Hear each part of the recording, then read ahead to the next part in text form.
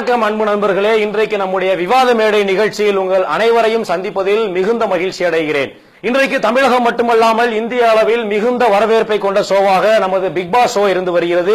அந்த big pass ஷோவில் இருந்து ஓவியா அவர்கள் எதற்காக வெளியேறினார்கள், அதற்கான காரணம் என்ன, அவர்கள் செய்தது சரியா தவறா என்பதை பற்றி தான் இன்றைக்கு நம்முடைய விவாத மேடை நிகழ்ச்சியில் விவாதிக்க போகிறோம்.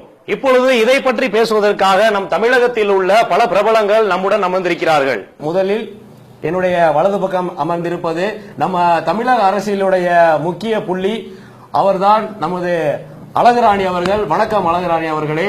வணக்கம்.